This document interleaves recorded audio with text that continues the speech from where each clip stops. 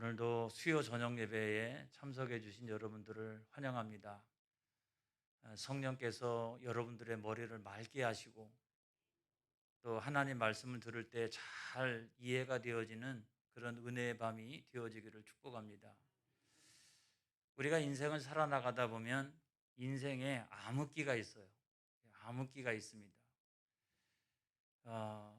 오늘 성경 본문에 보니까 야곱도 그런 암흑기가 있었더라고요.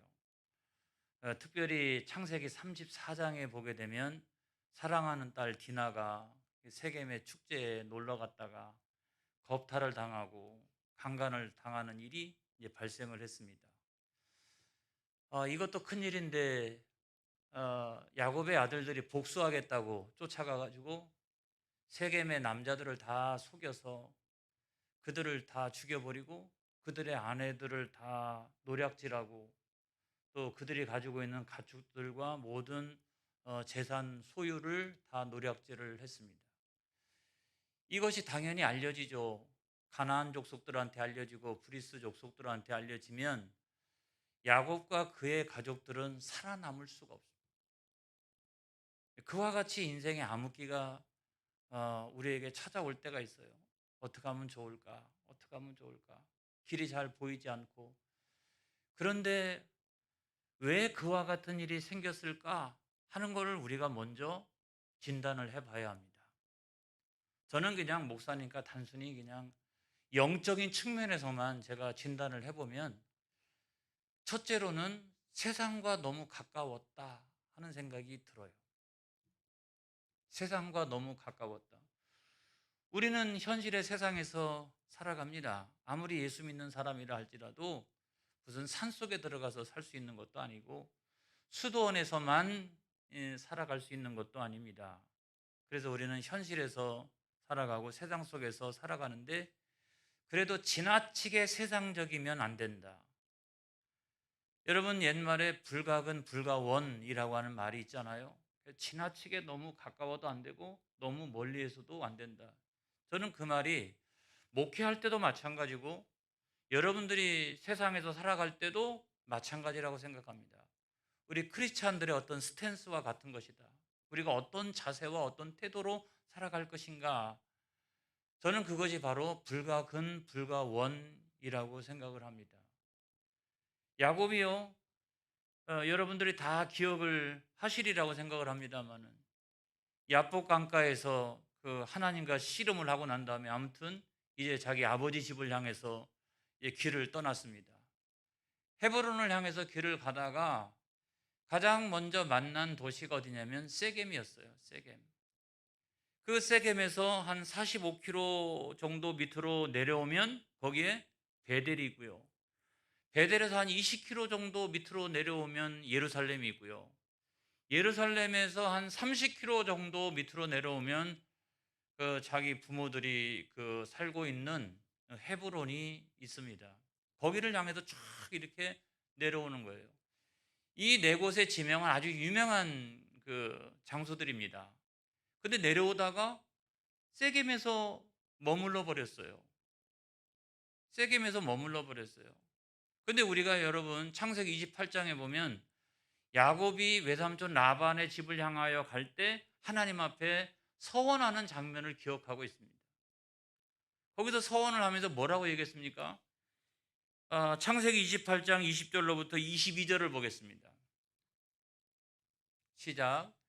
야곱이 서원하여 이르되 하나님이 나와 함께 계셔서 내가 가는 이 길에서 나를 지키시고 먹을 떡과 입을 옷을 주시어 내가 평안히 아버지 집으로 돌아가게 하시오면 여호와께서 나의 하나님이 되실 것이요 내가 기둥으로 세운 이 돌들이 하나님의 집이 될 것이요 하나님께서 내게 주신 모든 것에서 10분의 1을 내가 반드시 하나님께 드리겠나이다 하였더라 그랬어요. 이것이 서원 기도였습니다. 그런데 하나님은 약속을 지키셨어요. 그래서 야곱이 돌아올 때는 거부가 돼가지고 돌아왔습니다. 야곱은 그 약속을 지키지 않았습니다. 여러분 자기가 뭐라 그랬어요? 하나님께서 아버지 집으로 돌아오게 하시면 여호와께서 나의 하나님이 되시고, 할렐루야. 그리고 난 다음에 두 번째로는 이 돌들이 있는 곳이 하나님의 집이 될 것이라. 내가 이곳으로 반드시 돌아오게 될 것이다.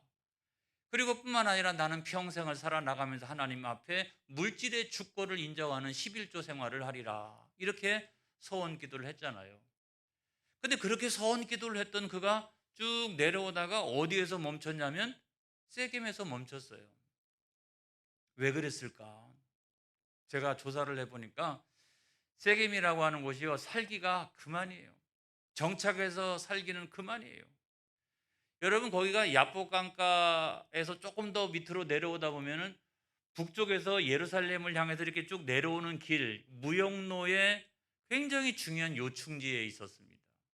뿐만 아니라 야복강가가 근처에 있다가 보니까 뭐 소나 양이나 또 염소나 가축을 키우기가 너무너무 좋아요. 목초지가 그냥 너무너무 넓고 좋아요.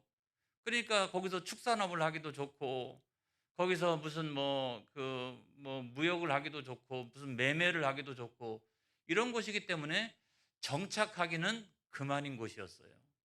내심 그렇게 생각하고 있는데 세겜 추장의 아버지 하몰이 뭐라고 얘기합니까? 야, 야곱아, 여기서 말이야 매매도 하고 서로 통혼도 하고 같이 살자.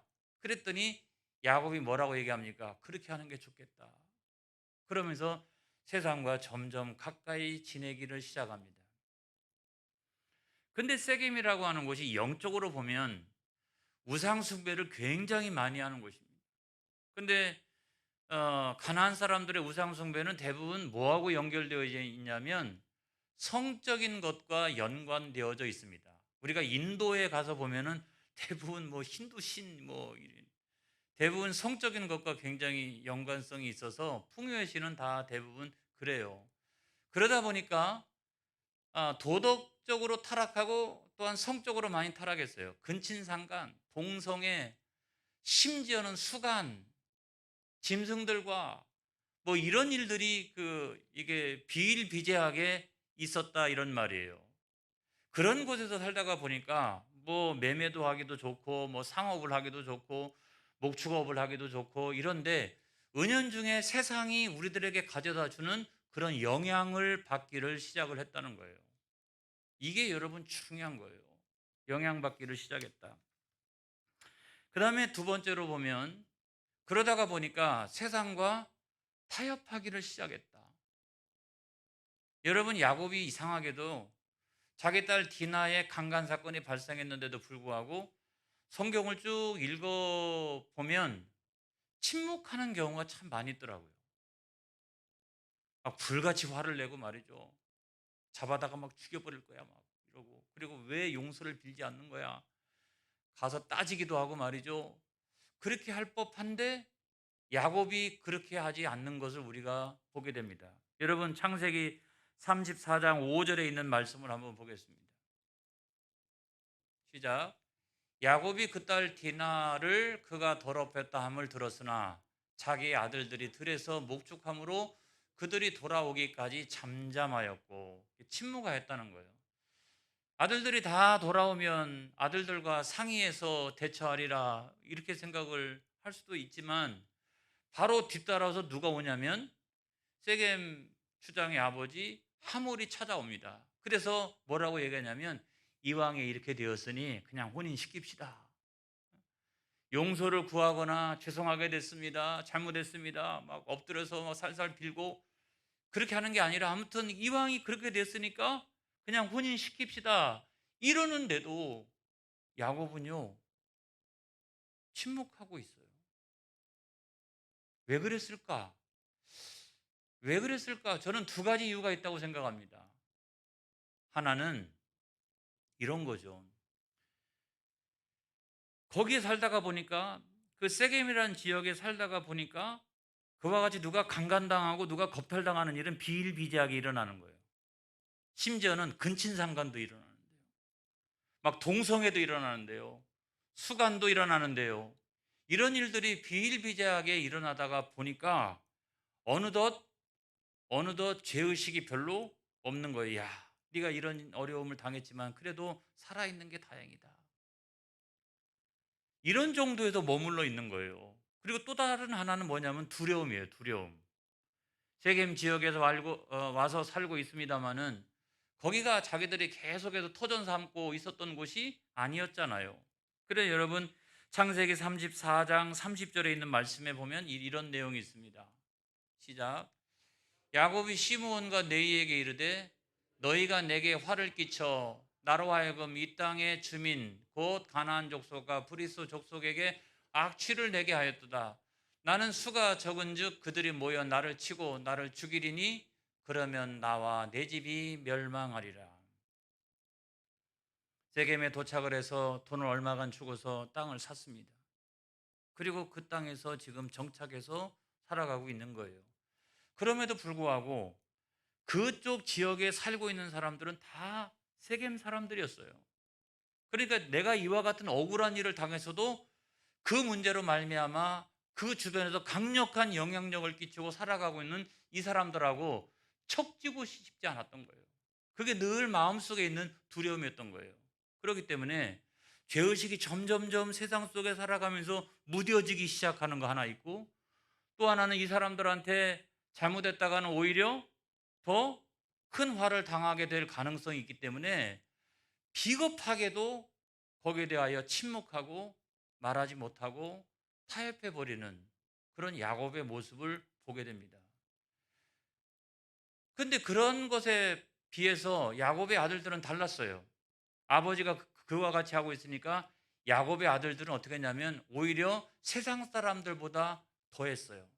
자꾸 타협하면서 살아나가다 보니까 나중에는 뭐 세상 사람들이나 약속의 자녀나 나중에는 약속의 자녀가 세상 사람들보다 더하는 경우가 발생하기 시작을 하고 있는 거예요. 야곱의 아들들이 목축업을 하다가 돌아왔습니다. 아버지가 이제 자초지종을 다 이야기를 했어요. 그리고 하몰이 와가지고 어떻게 제안했는지까지도 다 이야기를 해줬어요. 그랬더니 아버지 야곱하고는 다르게 아들들은 불같이 화를 내기 시작합니다. 그러면서 창세기 34장 14절에 있는 말씀에 보면 시작. 야곱의 아들들이 그들에게 말하되 우리는 그리하지 못하겠노라. 할례 받지 아니한 사람에게 우리 누이를 줄 수 없노니 이는 우리의 수치가 됨이니라 그랬어요. 절대로 그렇게 넘어가서는 안 됩니다. 두 번째로는 우리 누이를 이방인들에게 그냥 줄 수가 없습니다. 거기까지는 저는 참 좋았다고 생각해요. 거기까지는. 굉장히 용감하잖아요.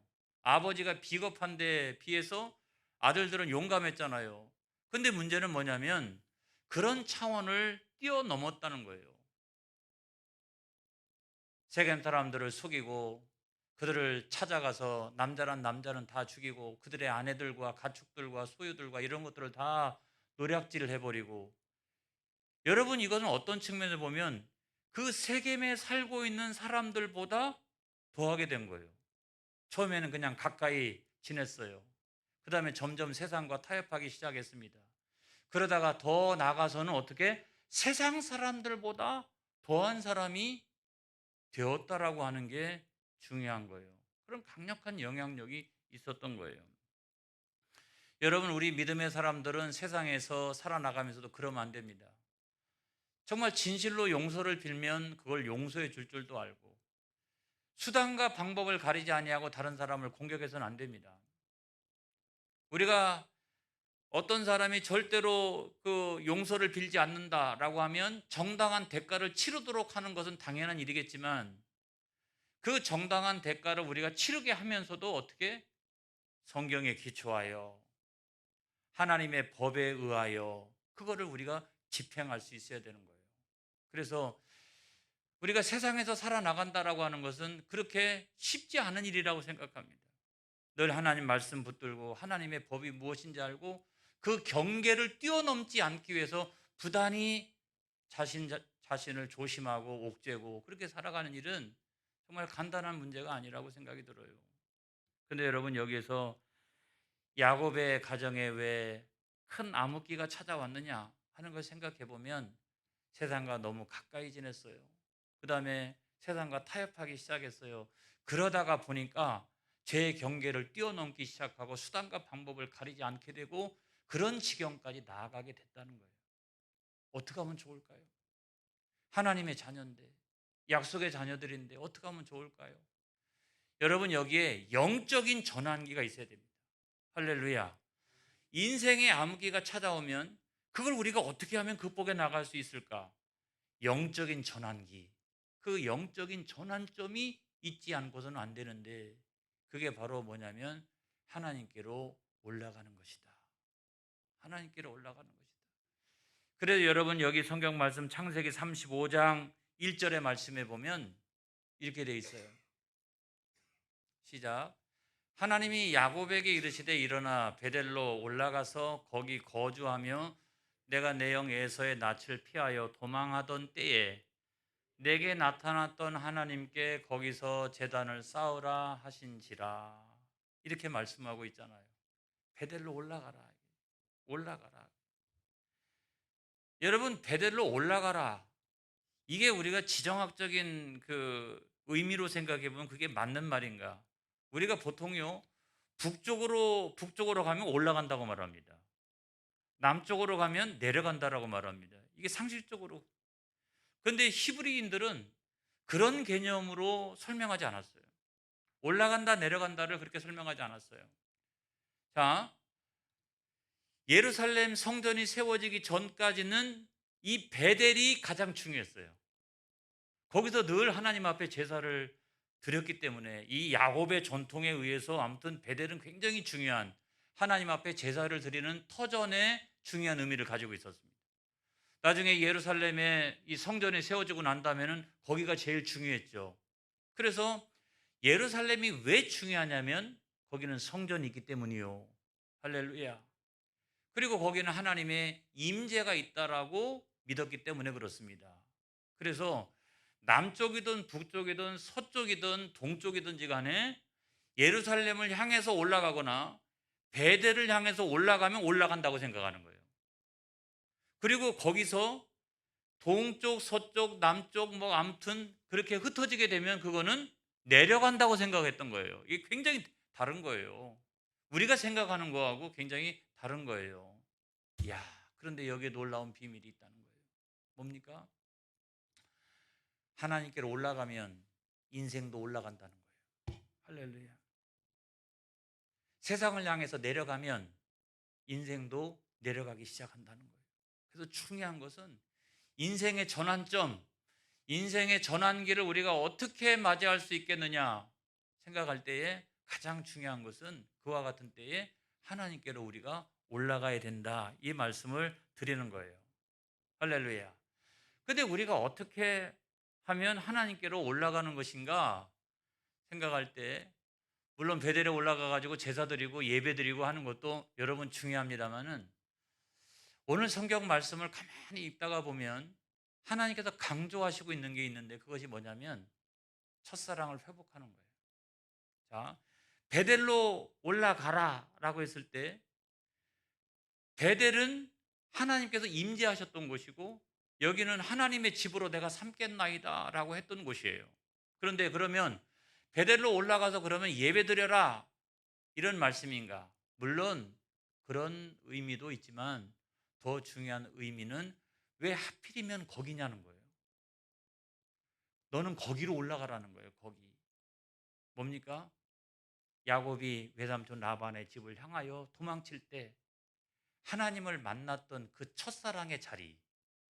그래서 세상에서 막 이렇게 외삼촌 라반의 집에 살고 형도 만나고 세겜 사람들한테 또 여러 가지 일도 당하고 또 그들을 막 복수하고 이런 복잡한 여러 가지 일들이 생기면서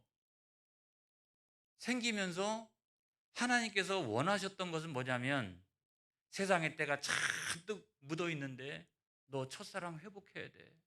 너 베델로 올라가야 돼. 여러분, 우리가 다 베델이 있어요. 여러분, 저도 베델이 있어요.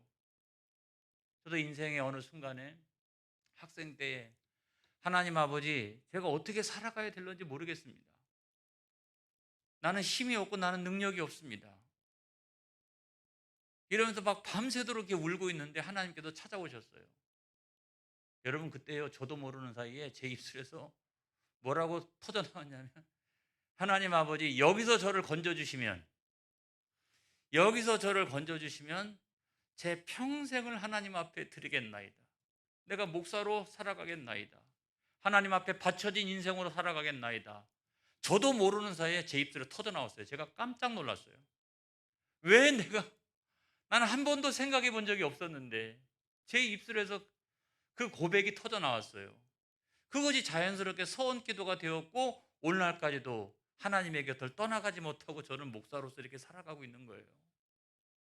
여러분, 저는 그것이 첫사랑이라고 생각합니다. 내가 하나님과 만났던 첫사랑이라고 생각해요. 우리 모두에게는 그와 같은 첫사랑의 자리가 있어요. 베델의 자리. 신앙생활을 오래 했습니다.